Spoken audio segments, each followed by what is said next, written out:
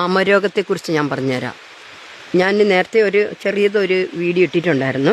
അപ്പോൾ ഞാനത് ആമരോഗത്തിൽ അവർ ചോദിച്ചു ഇംഗ്ലീഷ് മരുന്ന് കഴിക്കാവോ? ഞങ്ങൾ കഴിച്ചുകൊണ്ടിരിക്കുക മെഡിക്കൽ കോളേജിൽ നിന്ന് ഞങ്ങൾ കഴിക്കുന്നതാണ്. പിന്നെ ആമരോഗത്തിന് ഇംഗ്ലീഷ് മരുന്ന് ഇല്ല യഥാർത്ഥത്തിൽ. അതറിയാവോ നിങ്ങൾക്ക്? ആമരോഗത്തിന് ഇംഗ്ലീഷ് മരുന്നില്ല എന്നും കൂടെ നിങ്ങൾ അറിയണം. പക്ഷേ നിങ്ങളത് കഴിക്കുകയോ കഴിക്കാതിരിക്കുകയോ അത് നിങ്ങളുടെ ഇഷ്ടം. അതൊന്നും ഞാൻ വിലക്കുന്നേ അല്ല.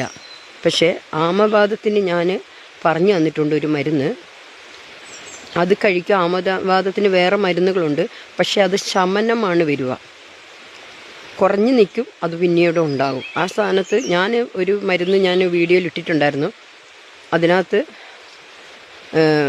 കച്ചോലം, ചുക്ക്, പിന്നെ തഴുതാമ, അതിൻ്റെ വേരാണ്, അതിൻ്റെ കിഴങ്ങാണ് തഴുതാമൻ്റെ, വെള്ളത്തഴുതാമൻ്റെ അതിൻ്റെ കിഴങ്ങ് സമം ഒരേ അളവിലെടുത്ത് ഒരേ തൂക്കത്തിൽ 10 ഗ്രാമാണ് 10, 20 ഗ്രാമാണ് 20, നമ്മൾ എടുക്കുന്നതനുസരിച്ച് അതിൻ്റെ 4 ഭാഗം കഷായം വെച്ചിട്ട് കഴിക്കുക. ഇല്ലെങ്കിൽ പൊടിച്ച് കഴിച്ചോ.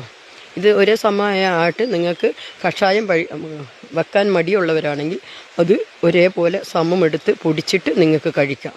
അന്നേരം കുറുന്തോട്ടി ചതകുപ്പയും തിളപ്പിച്ച് അത് കഴിക്കാം. അതിനകത്ത് തന്നെ ദേവദാരും ഇടാം. തിളപ്പിക്കുന്ന വെള്ളത്തിൽ ദേവദാരും കൂടി ഇടാം. ഇട്ടച്ച് അത് സ്ഥിരമായിട്ട് നിങ്ങൾ കഴിക്കുക. നല്ലോണം വെള്ളം പിന്നെ തുളസിയില, പിന്നെ മറ്റുള്ള